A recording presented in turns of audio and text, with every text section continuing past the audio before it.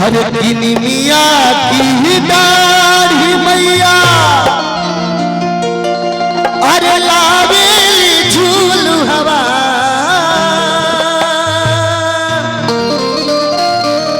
हो कि झूली रे झूली ना हर की मैया मोरी गावेली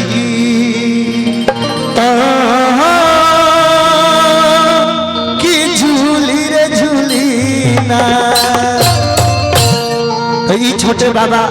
संस्कारित हल अदिति का करो तरी मेला जा करी सवेरे सठलाली काजल मरले बाड़ी हमार ओरिजिनल जो भौजाई दिया ओरिजिनल उ मंदिर में निमिया के डाड़ी में लेके नहीं जाके क्या करो तरी का अरे कि तुझे देखा एक जाना सनम प्यार होता है दीवाना सनम तुझे देखा तो एक जाना सनम प्यार होता है दीवाना सनम अब यहाँ से कहाँ जाए हो तेरी बाहों में मर जाए हो तो कौन गलत ना कैलू है कहलिए कि गणेश जी के बाहों में मर जाए अदिति से कोई पर बड़ बहिन बाड़ी गाना जानता रही क्या गोली दाल भौजाई जोना साली फिल्म रिलीज भई रहे वही साल के इनकर जना में से गाना सॉन्ग अच्छा ओ बोली हो रिलीज भई रहे इनकर एगो बड़ बहिन दाढ़ी उहो मेकअप लगा के जींस मार के इनको से 20 है हां उनको से 20 उ जाके मंदिर में का कली बिकी बाबा उ जाके मंदिर में का कह करी ये दिल आशिकाना ए दिल आशिकाना ए दिल आशिकाना ए दिल बाबा भैया लेकिन आइए माँ के लिए गीत गाते हैं अच्छा लगेगा तो ताली बजाना आप लोग और मेरा भाई बहुत हम भाई को मानते हैं छोट भाई गोलू राजा जो कि हमें बड़े भाई मानते हैं तो हम भी छोटे भाई मानते हैं आइए गीत गाते हैं कोई भी पत्नी आज हम लोग यहाँ गाने आए हैं चाहे अनिल जी आए हैं चाहे छोटे बाबा जी की पत्नी घर में जरूर बोलती होगी सही सलामत सुबह मेरे घर में आ जाए अभी परसों तीज भइल परसों तीज भी तो लेकिन आई पत्नी भोले बाबा यह परिवार से कहता लोग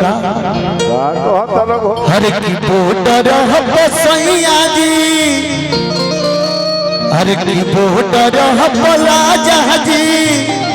अरे हमारे बड़े भोला जी मेरी माँ बहन बैठी है यही मनाती होगी कि मेरे पति चाहे मजदूरियों करे गई होते 400 के तो कि भर दिन मजदूरी कह के आ शाम के सही सलामत घरे आ जाओ तुहे पत्नी भोले बाबा चाहे हमारे सुरुचि मैडम साई हॉस्पिटल के इहो के पति जात तो इहो कहत है कि सही सलामत गाड़ी लेके आ जाए क्या अरे की बोटर पर सही हाथी हमार बारे भोला जी बोटर पर सही हाथी हमार बारे भोला बोटर पर राजा जी हमार बारे भोला जी हमार बारे भोला जी ए दीदी अरे बनल रहे से नूरा हमार भोला जी बनल रहे से नूरा हमार सुनाए भोला जी बनल रहे से नूरा हमार सुनिए भोला जी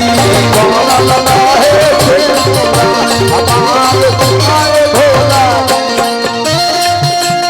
और हमारे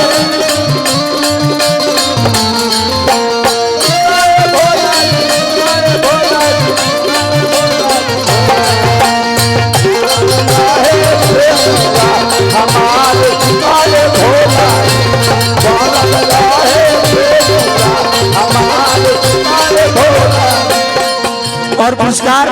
हमारे बड़े भाई शंभू भैया का तरफ से पुरस्कार है कहे दिल से वंदन अभिनंदन है क्या अदिति तहरे खातिर स्पेशल का है एही रे से नूरवा कारण माई बाबू के जहनी एही रे से नूरवा कारण भाई भौजी के जहनी एही रे से नूरवा कारण भाई भौजी के जहनी एही रे से नूरवा कारण भाई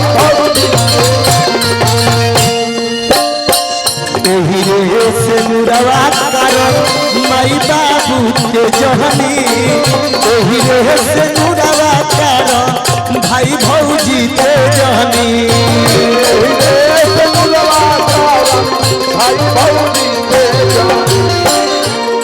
यही सेनूर खातिर और हमारे मैक्सो हॉस्पिटल बड़े भाई जो कि कलाकार के बड़ी वहां के मानी ला एगो हम ही ना भोजपुरी के चाहे कोई भी कलाकार हो हर सामान बराबर देते हमारे विक्रम सर जी। छुट्टी कोइल नहीं हरेरा जवार सुनिए भोला जी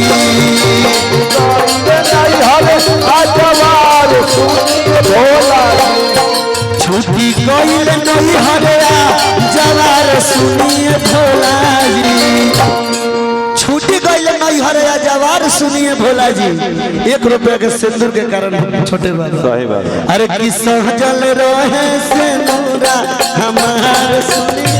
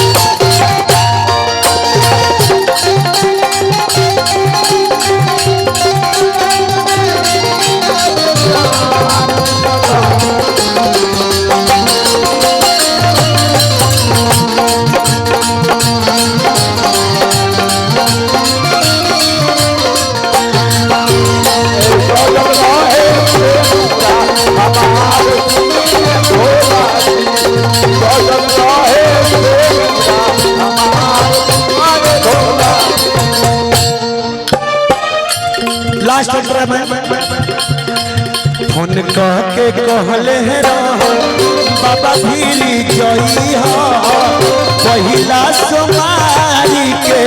जलवा चढ़ई हो पहिला सोमारी के जलवा चढ़ई हो पहिला सोमारी के जलवा चढ़ई हो फोन कह के कहले रहो बाबा धीरी जई हो पहिला सोमारी के जलवा चढ़ाई हो पहिला सोमारी के जलवा चढ़ाई हो। और क्या 2 दिन पहले बीतल अभी की बाबा भूखल बानी तीज के बरतिया सुनिए भोला जी भूखल बानी तीज के बरतिया सुनिए भोला भूखल बानी तीज के बरतिया सुनिए भोला जी आइए अरे की बहनल रहे से नूरा हमारे सुनी रहे से नूरा हमारे सुनिए